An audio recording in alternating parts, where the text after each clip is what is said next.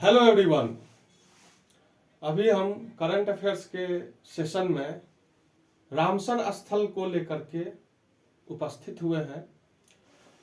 2024 में अगस्त 2024 में केंद्रीय पर्यावरण वन एवं जलवायु मंत्रालय के रिपोर्ट के अनुसार, यानी रामसर स्थल से संबंधित रिपोर्ट या आंकड़ा भारत के केंद्रीय पर्यावरण वन और जलवायु मंत्रालय जारी करती है। तो करंट से शुरू करने से पहले हम इसके पीछे में एक रामसर स्थल के बारे में जानेंगे कि आर्द्रभूमि क्षेत्र या वेटलैंड्स जिनको कहते हैं, उसके महत्व को देखते हुए अंतर्राष्ट्रीय स्तर पर यह निर्णय किया गया कि इसके लिए एक संगठन बनाया जाए, जिसकी बैठक ईरान के रामसर शहर में 2 फरवरी 1971 को आयोजित की गई। जिस कारण से लेकिन 2 फरवरी 1971 को हमारा देश भारत हस्ताक्षर नहीं किया था। हमारा देश भारत 1982 में हस्ताक्षर किया है, तब सदस्य बना है। उससे पहले भारत सदस्य नहीं था।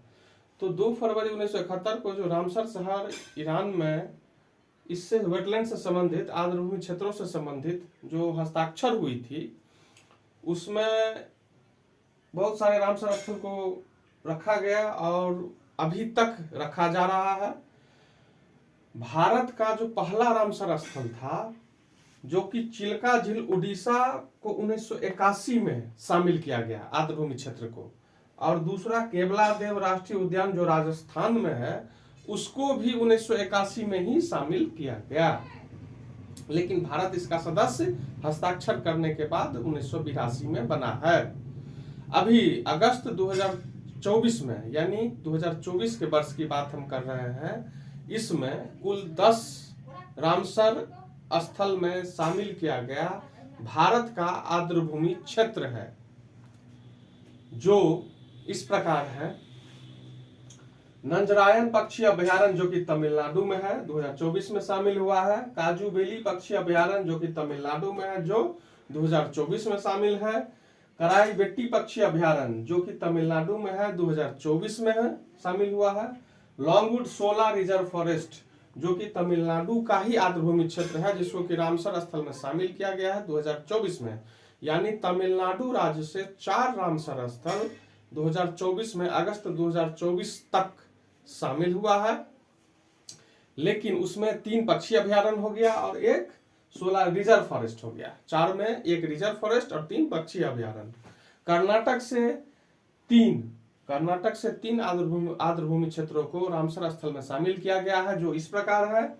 अंक समुद्र पक्षी संरक्षण रिजर्व, मगादी केरे संरक्षण रिजर्व, अधनासुनी ज्वारनद मुख, ये तीनों जो है सो कर्नाटक से आर्द्रभूमि क्षेत्र को रामसर स्थल में शामिल किया गया है 2024 में। उसके बाद बिहार से भी 2 आर्द्रभूमि क्षेत्र को रामसर स्थल में 2024 में शामिल किया गया है। एक है नागी पक्षी अभयारण्य और दूसरा है नकटी पक्षी अभयारण्य। इसको हम ऐसे भी बोल सकते हैं, नागी नकटी पक्षी अभयारण्य, लेकिन ये 2 है, इसको शामिल किया गया है। और एक मध्य प्रदेश से आर्द्रभूमि क्षेत्र को रामसर स्थल में शामिल किया गया है, तवा जलाशय।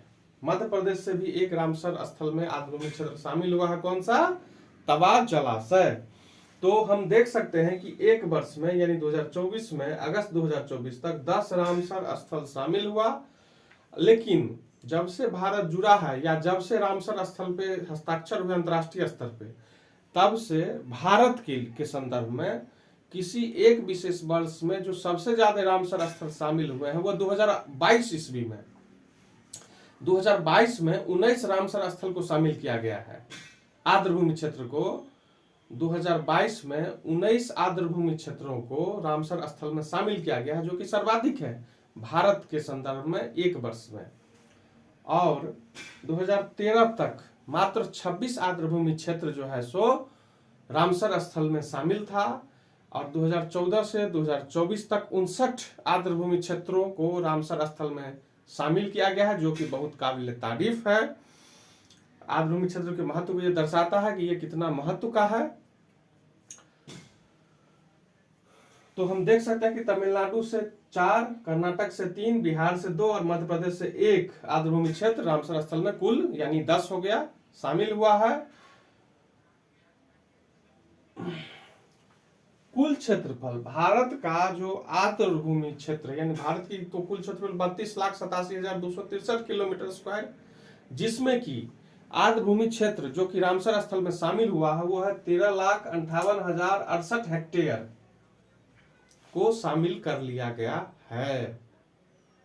तो ये बहुत अच्छी चीज है। और इस वीडियो में इतना ही, धन्यवाद।